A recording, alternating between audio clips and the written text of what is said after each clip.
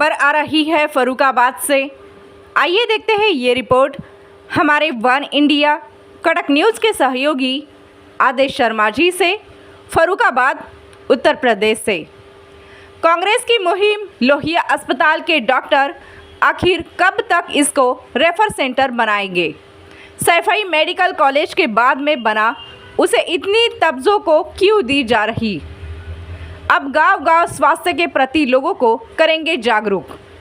फर्रुखाबाद कांग्रेस ने डॉक्टर राम मनोहर लोहिया जिला अस्पताल की अव्यवस्थाओं को लेकर 1 माह पहले उसकी बदहाली को लेकर अधिकारी को पत्र दिया था, लेकिन अभी तक स्वास्थ्य व्यवस्थाएं जस की तस बनी हुई है। बाहर से आने वाले मरीजों को बाहर की दवाई के साथ ही गंभीर मरीजों को सैफई मेडिकल कॉलेज रेफर कर दिया जाता है, जबकि लोहिया अस्पताल पहले बना और बाद में सैफई मेडिकल कॉलेज बना है। इसके बावजूद भी यहाँ के चिकित्सक पता नहीं इतनी दिलचस्पी क्यों ले रहे हैं, जबकि लोहिया अस्पताल के चिकित्सा अगर सही ढंग से इलाज करे तो मरीज ठीक हो सकता है, मगर इस पर ध्यान नहीं दिया जा रहा है। उन्होंने कहा कि इन व्यवस्थाओं को लेकर जनपद के प्रत्येक गांव में और विधानसभा क्षेत्र में स्वास्थ्य के प्रति लोगों को जागरूक किया जाएगा। तिवारी जी, आज आपने प्रेस वार्ता बुलाई है, इस प्रेस वार्ता बुलाने का मुख्य उद्देश्य क्या है?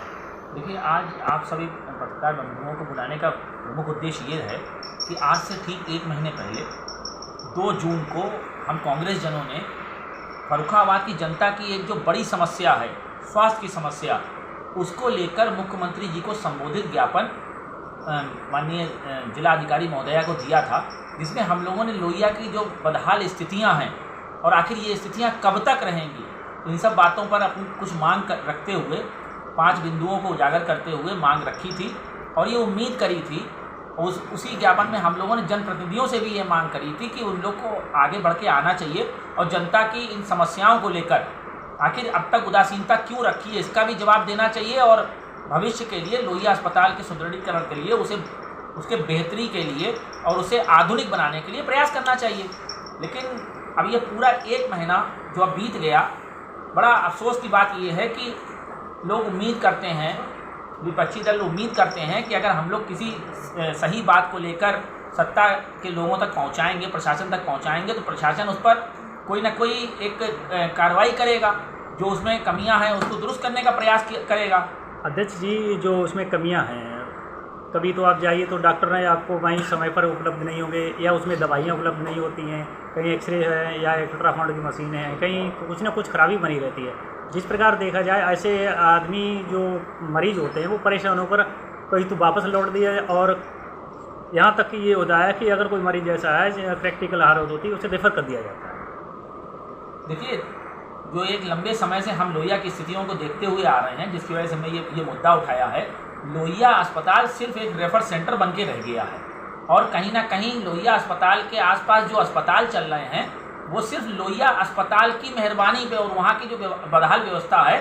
उसकी ही वजह से वो अस्पताल फल फूल रहे हैं। और उसमें भी आप आम दिनों में घटनाएं देखते हैं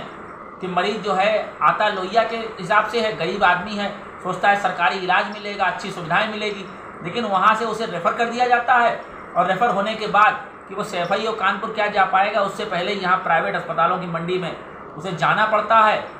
अपने जो है परिवार में जो है कर्जदारी की स्थिति झेलता है, बेचारा ज़मीनें बेच देता है अपने मरीज़ को बचाने के लिए। तो ये स्थितियाँ कहीं ना कहीं बड़ा शर्मिंदा करने वाली हैं जनप्रतिनिधियों को